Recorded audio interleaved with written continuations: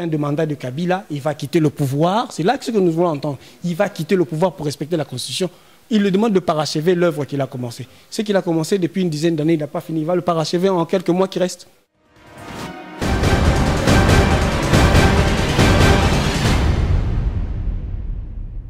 Edem Kojo, médiateur.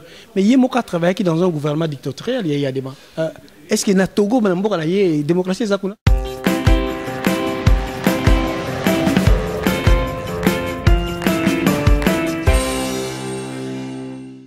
Chers téléspectateurs du micro du Pasteur Bobo, partout où vous êtes, à travers le monde, nous vous disons bonjour ou bonsoir, ça dépend de l'heure à laquelle vous nous regardez. Nous sommes à Bruxelles, Bruxelles capitale de la diaspora congolaise, mais aussi capitale de l'Europe. Nous sommes avec Zeblaï Congo, le combattant surnommé par les internautes combattant intelligent. Bonjour Zeblaï Congo. Bonjour Pasteur Bobo, bonjour à tous ceux qui nous suivent. On vous suit partout à travers le monde. Didier Reynders vient de faire une déclaration à Bruxelles, Bruxelles capitale de la diaspora congolaise. Votre réaction par rapport aux propos de Didier Reynders? Oui, Didier Reynders est le ministre des Affaires étrangères belge. Dans ses propos concernant la République démocratique du Congo, il a encouragé celui qu'il a appelé le président du Congo, Kabila, à parachever les œuvres commencées pour la stabilisation et la pacification du pays. Je me rends compte que nous ne sommes pas dans un même monde. Didier Reynders est dans un monde idéal, nous sommes dans le monde réel. Et tout ce qu'il dit s'oppose à la réalité concrète de ce que nous vivons dans notre pays. Ça, c'est de un. Il encourage aussi à travailler durement pour une transition démocratique et pacifique, ce dont on n'a pas besoin dans notre pays. Nous tendons vers les élections et sa communication a ponctué sur une transition, alors que c'est ce que tous les Congolais détestent en ce moment et c'est ce qui est en train de préparer une certaine foudre pour notre pays. Donc je dirais que c'est une manière pour lui. Dans ce cadre-là, où il parlait, où c'était la réception de diplomates, il parle au nom du gouvernement belge et aussi de sa famille politique. Il faut essayer un peu de situer la personne pour comprendre que c'est un membre du MR. MR, c'est le parti qui a contribué à l'ascension de Kabila au pouvoir et qui a combattu Laurent Désiré Kabila. Ça, c'est un fait. Mais aussi, le MR, c'est le parti qui a été plus proche des extrémistes tutsi-rwandais pour envahir la RDC.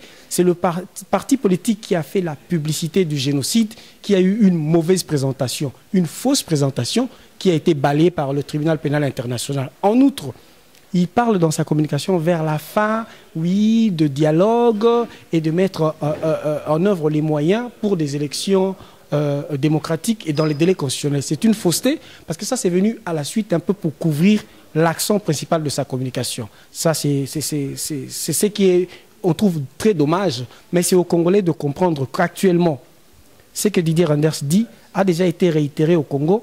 Parce que presque le même jour, ou juste le jour après, il y a eu une réunion à l'hôtel Africa, à Kinshasa, qui réunissait toutes les tendances de l'opposition, G7, UDPS, tout ce monde-là, pour se mettre d'accord sur une probable transition. Donc, comme on dit en latin, Alea, Yekta Est, les dés sont jetés pour que Kabila se maintienne au pouvoir. C'est totalement absurde. Nous, on n'en veut pas. C'est vrai que c'est pour les intérêts de la Belgique et de certains hommes d'affaires, mais pas pour l'intérêt du Congo et des Congolais. Didier Reynders demande à Kabila de respecter la Constitution. C'est de l'hypocrisie parce qu'on vous suit, les Congolais n'ont pas oublié les phrases de Didier Reynders. Oui, il a eu fraude électorale, mais cela ne perturbe pas l'ordre d'arrivée. C'est de l'hypocrisie, c'est comment? C'est une communication purement politique, comme je dis. Que signifie respecter la Constitution? Pasteur Bobo, nous avons eu une émission avec vous où j'ai démontré que les articles 144 et 145 de la Constitution de notre pays montrent dans quelle mesure un président peut se maintenir au pouvoir quand il y a état d'urgence ou état de guerre. Ce sont des situations qui empêchent qu'il y ait élection et qui prolongent un peu son mandat de manière légale. Que signifie respecter la Constitution? Si Kabila se maintient, comme le dit l'alinéa 2 de l'article 70 ou 70 de notre Constitution, le président reste au pouvoir jusqu'à l'élection de son successeur. Mais quand on dit jusqu'à l'élection de son successeur, ça peut s'appeler aussi transition. C'est quand l'élection de successeur? Ça peut avoir lieu dans un mois, dans 2 mois, dans une année, dans 3 ans. toutes ces circonstances qui empêchent les élections permettent à Kabila de se maintenir au pouvoir. Et c'est légal, c'est permis dans la Constitution. Mais les intentions de la personne, ça, on peut pas le sonder. On ne peut que justifier constitutionnellement. Et là, c'est toute l'ambiguïté qu'il y a eu dans ce discours et qui devient des leitmotivs actuellement que les Congolais ne peuvent plus accepter. S'il était réel et conscient et clair, je dis honnête envers lui-même, l'action de sa communication devait être sur quoi? Mais non, c'est la fin de mandat de Kabila, il va quitter le pouvoir. C'est là que ce que nous voulons entendre. Il va quitter le pouvoir pour respecter la Constitution. Il lui demande de parachever l'œuvre qu'il a commencée. Ce qu'il a commencé depuis une dizaine d'années, il n'a pas fini. Il va le parachever en quelques mois qui restent. Assurer la transition démocratique et pacifique. De quelle transition parle-t-il? Quelle transition prévue constitutionnellement parle-t-il qui sera assurée par Kabila?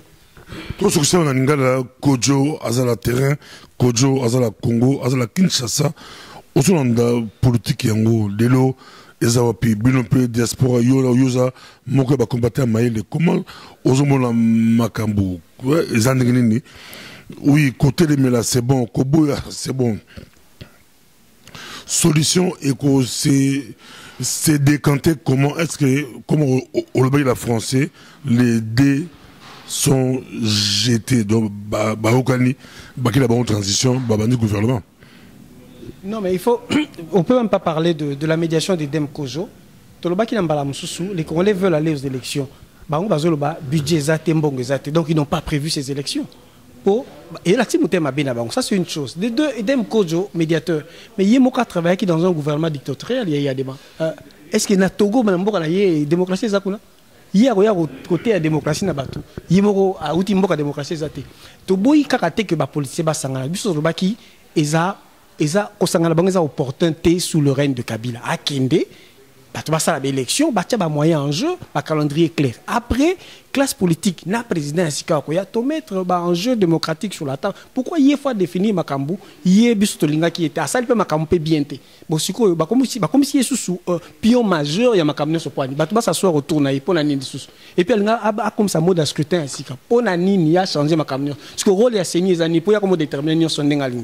Voilà les enjeux qui ne sont pas clairs et toute communication est qui est dans sens contraire à attente des Congolais, ça ne nous concerne pas et ça ne nous arrange pas. Merci beaucoup. Là, c'est on est prochainement. C'est une réaction à Zibla et Congo, combattant à Maïle, à l'Andarapé Makamboula à Maïle, de tout le monde prochainement. Merci.